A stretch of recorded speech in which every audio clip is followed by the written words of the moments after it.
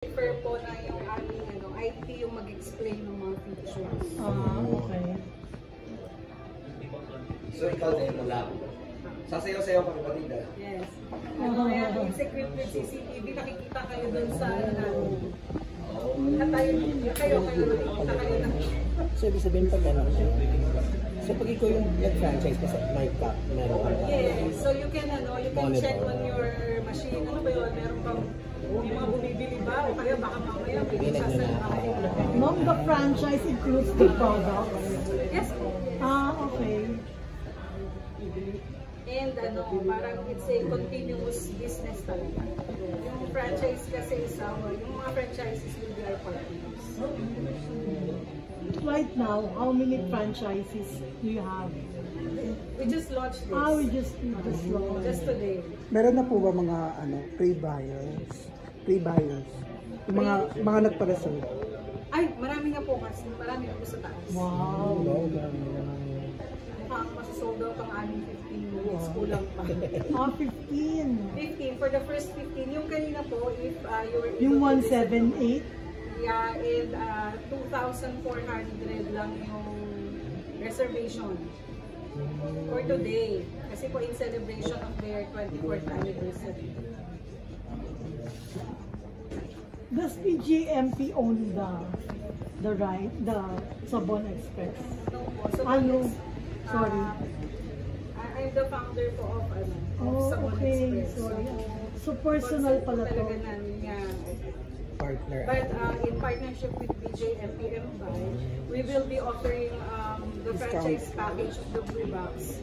Siyempre po, the BJMP Buy members will have a special, may special price sila, may special package. And we want them to first have parang sila yung una before we really open it to public. Okay. Siyempre po kasi si BJMP Buy open its doors for Sabon Express. They gave us a home. So ayun po, it's really a big break for Sabon Express. So right now, how many vending machines do you have? Out. We just launched today. Yeah, and then this is going to be 15 units. 15 initially. 15 units roll out, and then na po siya, mass production. Kayo din po yung mag-recommend sa location, like kung saan sila ilalagay? We can actually collaborate with the franchisee. If they have a target location, we can help them identify yung mga strategic areas within the area. What inspired you to the creation of Sabon Express? And po? What's inspired? The creation? What inspired me? Before po kasi, I'm just like everyone else na consumer. No? Kasi yung nakagis na natin na sa supermarket, gano'n. But when I realized na ako pala, in my lifetime, yung mga plastic pala, yung mga ginamit ko pala, binili ng shampoo, dishwashing, lahat ng klase ng consumables na nakalagay sa plastic. May nabasa po kasi ako na it will take 400 to 500 years bago daw mawala sa earth. So ibig sabihin, sabi ko, my God, parang namatay na ako, tapos ilang generation na ng mga apo-apo, yung basura ko pala, nandito pa. So parang it was an eye-opener for me. So before po, it started talaga parang as a personal advocacy lang. So naging mas conscious na ako sa mga produktong binibili ko. Tapos I started reusing. Tapos parang nanghihinayang ako, lalo na sa mga household products. Kasi nanghihinayang ako, ang kapal-kapal niya, ang ganda-ganda niya. Pero wala ka na kasing paggagamitan, diba? Clutter sa bahay, so itatapon. And during the pandemic, it was when the Sabon industry was open to me. Dahil I used to have an events and production company. Sa media din po. Ngayon, nung pandemic, di ba, talaga stop. Yeah. Parang tumigil ang mundo. Yes. At itong industriya ng sabon at yung mga cleaning products, ito yung nag-prosper during the pandemic. So, yun po.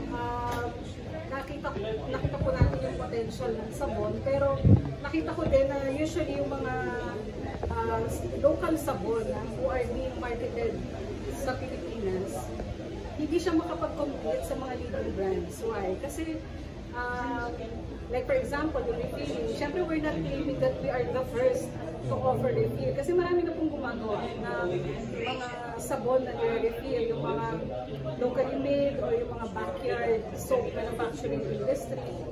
Ganon. Pero hindi siya makakompete sa leading brand because yung manner, yung practice of dispensing or refilling is not okay. Kasi di ba mga tinatabo, so it's unhygienic, tsaka parang hindi mo sure kasi yung product is prone to contamination. So, but I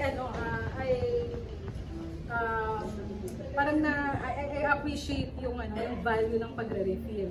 So sabi ko, if I will pursue this business, gusto ko makapag-offer ng refill, pero something na hygienic, number one, hygienic, merong sistema, tapos number two, gusto ko na may magandang brand, and makakapag-offer talaga ako ng value for money. So, you will be able to compete with the, not exactly compete with the leading brands, but at least give consumers a better alternative or an option. So yun. So doon po nagsimula ang Sabon Express. How about the quality of the product? Is it also at par with those? Yes. I proudly say na we're comparable to the leading brands. Kasi po kanina na-mention ko na our research and development, our product development is in partnership with the Department of Science and Technology. Plus, meron po talaga kaming mga in-house na mga licensed chemical engineers, chemists, na talagang nag-ensure na mataas ang kalidad ng mga produkto. And you have partner schools, universities? Yes. From SciMouth? That's from UK, from England, from London. So it's University of Portsmouth. Sorry. We are in partnership with them for the plastics advocacy. How is it possible pa na affordable pa yun pero with the quality na halos almost same with them? I guess ang masasabi ko, kasi I realize, I'm not a chemist, okay? But, syempre ngayon, because I'm now here in this business, naiintindihan ko na yung mga chemicals, naiintindihan ko na yung mga raw materials, and ang na-realize ko, actually pare-pareho lang yung mga raw materials sa paggawa ng sabon. So yung raw materials namin are the same raw materials of the leading brands. I guess yung tanong na kung bakit na-offer namin siya ng mas mura, simply because we're not into big advertising yet. And wala pa kami sa mga supermarkets, and hindi po yun yung tinitingnan namin na market actually.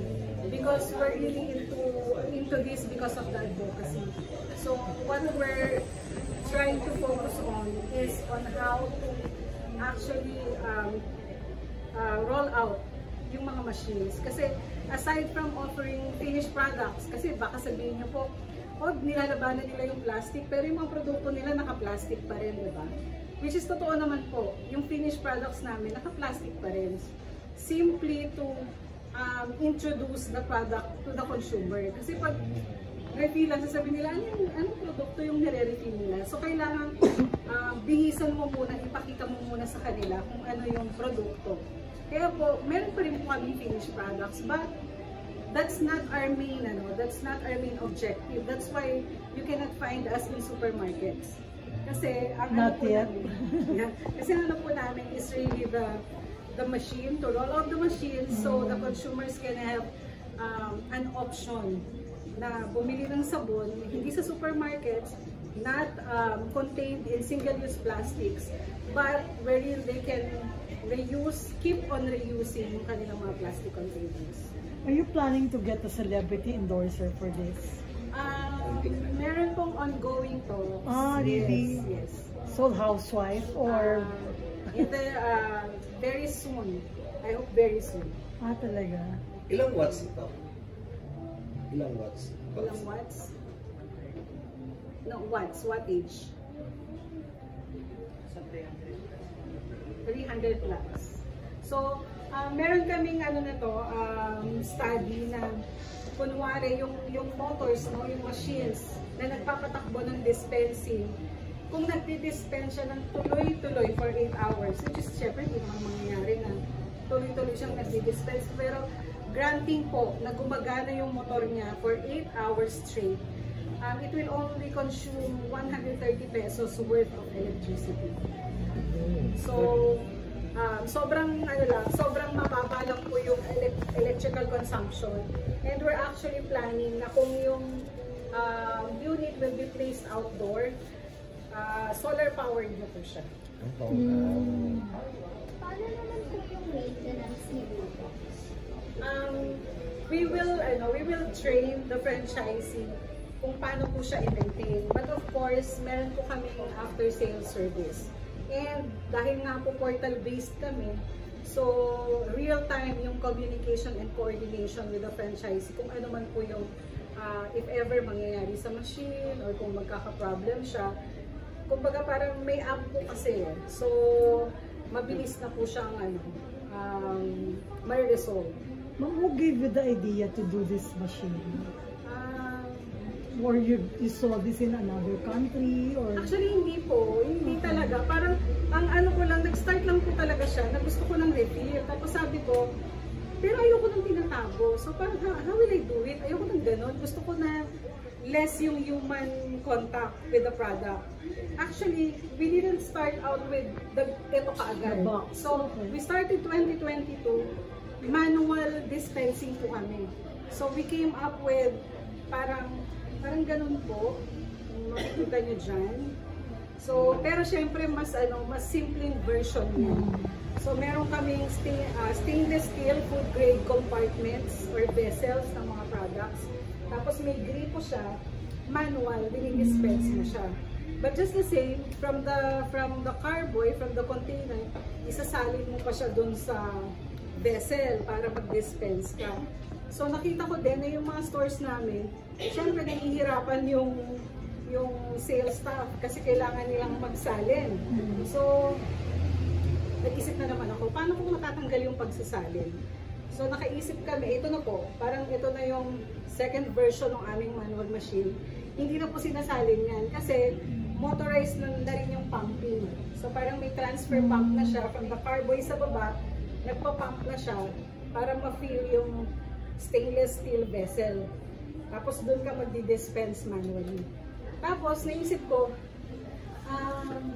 paano kaya yun? Hindi ko na monitor kung gano'n na ba talaga karami yung nabibenta in a day, gano'n. Kasi nga, lahat manual. So, yun po. So, parang parang evolution po itong machine. Nakikita namin yung, parang gagawa kami ng ng dispenser, whether manual, hanggang sa naging motorized, hanggang sa, nakikita namin yung problem, yung need, and we innovate. So, eto na po yung I think this is the parang culmination of years of parang research, yung trial and error. Tapos ito po, we already came up with this. And this is proudly Philippine made, engineered and fabricated in the Philippines. Ma'am, sino po ang ginipig nyo noong 2022 for that machine? Mga stores po namin. Stores. Stores po namin. Gano'n matagal ba yung production ng isang box?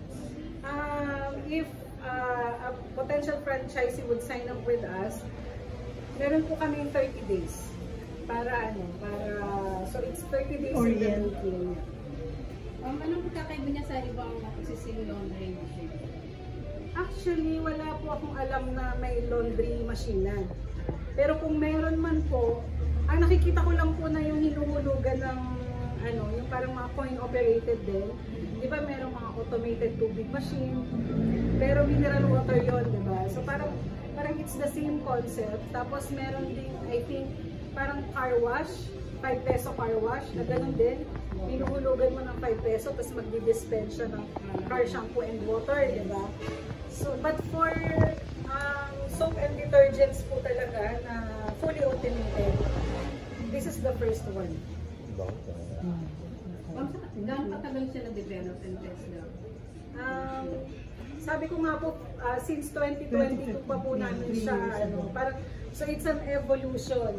Medyo yung mga naunang machines nga lang po, inalis, ito, for example, ito po yung isa sa mga dating machine namin. So, ayan po, manual din siya. Meron pong, dito po nakalagay yung mga product, yung mga vessel siya dyan. Tapos manual dispensing. So, isa yan sa mga pinanggalingan po ng concept ng Blue Box. Thank you, Thank you po. ma'am. Thank you, ma'am.